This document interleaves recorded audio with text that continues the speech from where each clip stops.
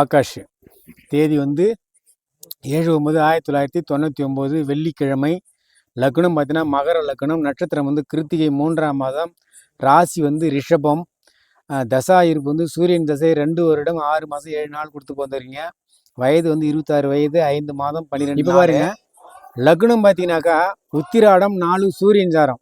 எப்போதுமே டேலண்ட், அப்படியே கம்பீரமான ஆள், யாருக்கும் அடிமை இல்லை, தலைமை பண்ணு வகிக்கக்கூடிய ஒரு லக்னம். சூரியன் பார்த்தீங்கன்னா புனர்பூசம் 1 குருச்சாரம். இதுவும் நல்ல ராஜகிரகம், ராஜ இதில் உட்காந்துருக்கு, ரொம்ப சிறப்பு. சந்திரன் பார்த்தீங்கன்னா கிருத்திகை சூரியனுடைய இதில் இருக்கிறது, அதுவும் ராஜகிரகம் தான், மிக மிக சிறப்பு. செவ்வாய் பார்த்தீங்கன்னா சுவாதி 1 ராகுச்சாரில் உட்காடுறாரு. அப்போ செவ்வாய் ராகுச்சாரம் வரும் பார்த்தீங்கன்னா பொண்ணுகளால் உனக்கு வந்து பிரச்சனை வரும், அதை பார்த்துக்குங்க. புதன் பார்த்தீங்கன்னா பூசம் 4 சனிச்சாரம் வாங்குறாரு. தாய்மாமனுடைய அனுகிரகமும் உங்களுக்கு கிடைக்கிறதுக்கு வாய்ப்பு இருக்குது. குரு பார்த்தீங்கன்னா அஸ்வினி 3 கேதுச்சாரம் வாங்குறாரு, கோடீஸ்வர யோகம் நல்லா இருக்கும். சுக்கரன் பார்த்தீங்கன்னா மகம் 2 கேதுச்சாரம் வாங்குறாரு, இதுவும் நல்ல சாரம் தான். சனி பார்த்தீங்கன்னா பரணி 3 சுக்கரன் சாரம். ராகு பார்த்தீங்கன்னா ஆயில்யம் 2 புதன் சாரம், சிறப்பு. கேது பார்த்தீங்கன்னா திருவோணம் 4 சந்திரன் சாரம். நீ பிறந்த பிறகு உங்கள் அம்மாவுக்கு கொஞ்சம் உடல் கெடுதிகள் ஏற்பட்டுருக்கும், அதெல்லாம் தானே மறைஞ்சிடும். மாந்தி பார்த்தீங்கன்னா பரணி 3 சுக்கரன் சாரம் வாங்குறாரு. அப்போ என்னன்னு கேட்டால் மாந்தி 3 சுக்கரன் சாரம் வாங்குறாருன்னு பார்த்தீங்கன்னாக்கா நிலத்தில் ஏதாச்சும் பிரச்சனைகள் இருக்குன்னு வாய்ப்பு இருக்கு, அதை பார்த்துக்கோங்க. லக்னத்திலேயே கேது, நல்ல அறிவு சிந்தனை நல்லா இருக்கும். உங்களுக்கு வந்து 2ஆம் வீட்டு அதிபதியும் லக்னாதிபதியும் சனி பகவான் அவர் போய் 4ல் உட்கார்றாரு, குரு சனியோட சேர்ந்து. அப்போ குரு சனியோட சேர்ந்த கிரகம் உங்கள் அம்மாவே ஒரு பக்திமான் இருக்காங்களா? அதான். அடுத்தது உங்களுக்கு வந்து 4ல் மாதம்னா குலதெய்வம் அந்த அளவுக்கு உங்களுக்கு வேலை செய்யறது மாதிரி இருக்கும்.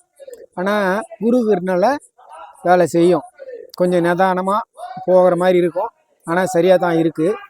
அடுத்தது உங்களுக்கு 2ஆம் வீட்டு அதிபதி அவர் 4ல் உட்கார்றது சிறப்பு. உங்கள் அம்மா வந்து ஒரு மந்தமானவங்க தான், பொறுமையாக எதையும் யோசிச்சு தான் செய்வாங்க.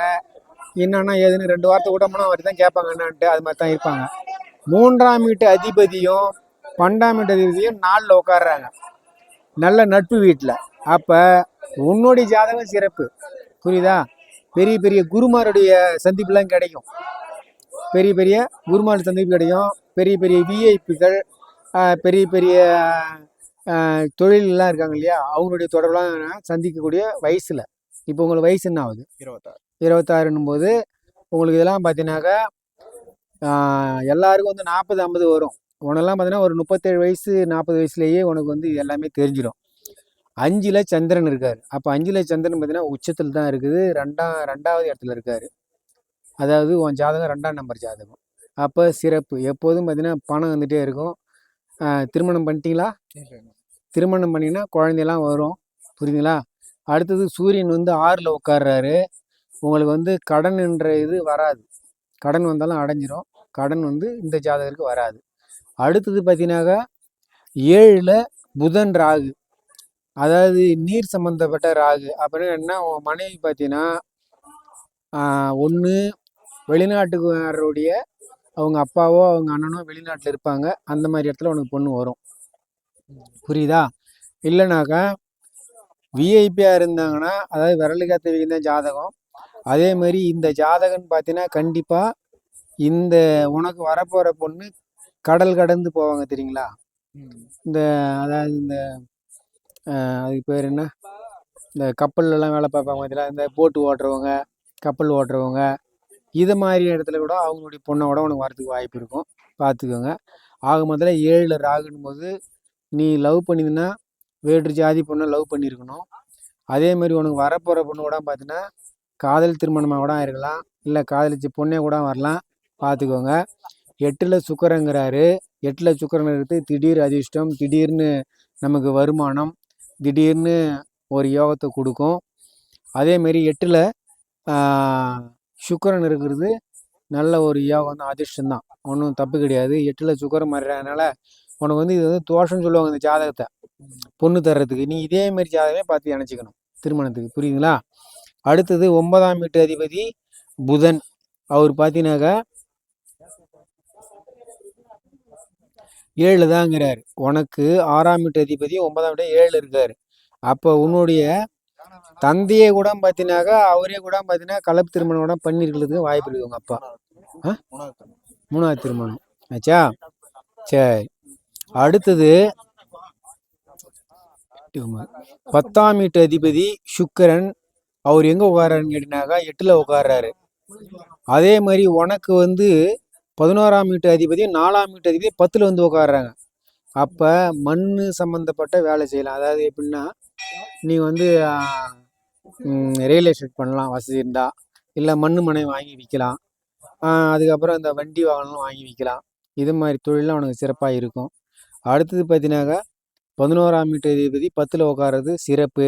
தொழில் வந்து மங்காது. சரிங்களா? அடுத்தது 12ஆம் வீட்டு அதிபதி சொல்லிட்டேன். அதனால் இந்த ஜாதகத்தை பொருளை திருமணத்துக்கு மட்டும்தான் இது வந்து தடையை தவிர தொழில் முன்னேற்றம் பணம் உறவு சொந்த பந்தம் எல்லாமே வரும். சொல்ல போனால் நீ வந்து அரசியலுக்கு கூட போகலாம். அரசியல் கூட போகலாம். அரசியல் வந்து ஒரு நல்லா கை கொடுக்கும். இது ஒரு நல்ல ஜாதகம். கல்யாணத்துக்கு மட்டும்தான் தோஷம் பார்ப்பாங்க. இதில் வந்து கல்யாணம் வந்து பார்த்துருவோம்.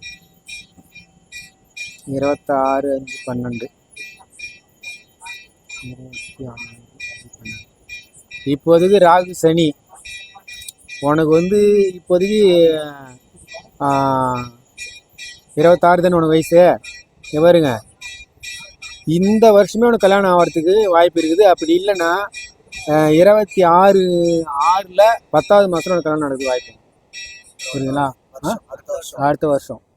இப்போ 26லேயே உனக்கு வந்து கல்யாணம் வந்துடும். அது வந்து நீங்கள் பார்க்கணும். ஏன்னா ராகு சனின் போது ரெண்டும் நட்பு கிரகம் தான். புரியுதுங்களா? கண்டிப்பாக உங்களுக்கு யோகத்தை கொடுக்கும். இப்போ என்னன்னா ராகு தசையில் சனி புத்தி தான் ஓடுது, நட்பு புத்தி தான் ஓடுது. உனக்கு கல்யாணம் ஆகணும்னா பொண்ணுடைய திசையில் உனக்கு கல்யாணம் ஆகிடும். உன் ஜாதகம் சரியில்லைன்னு சொல்லக்கூடாது. பொண்ணுடைய திசையில் கல்யாணம் ஆகிடும். வேற என்ன சொல்லுங்க? எனது பெயர் கவிவேந்தர் கவியரசன், ஜோதிட கலைமாமணி. எனது சொந்த ஊர் வந்து கப்பியாமொழியூர், விழுப்புரம் மாவட்டம். நான் வந்து புரோகிதம், அதாவது வீட்டுடைய சுப நிகழ்வு, அதாவது கிரகப்பிரவேசம், மஞ்சள் நீர், அப்புறம் வந்து திருமணம், இதுக்கெல்லாம் வந்து பூஜை முறைகளை செய்து அந்த சடங்குகள்லாம் செய்கிறோம். வாஸ்து, அதாவது வீடு கட்டுவதற்கு வரைபடம் போட்டு தருவேன். அதுக்கப்புறம் வந்து வீடு வாஸ்து பூஜை பண்ணுறோம். அதுக்கப்புறம் வந்து பரிகார பூஜைகள், அனைத்து பூஜையும் செய்வோம், அனைத்து பரிகாரங்களையும் செய்வோம். எனது கைபேசி எண் பார்த்தீங்கன்னா 96 29 05 19 22. முன் அனுமதி வாங்கி வரவும். நன்றி, வணக்கம்.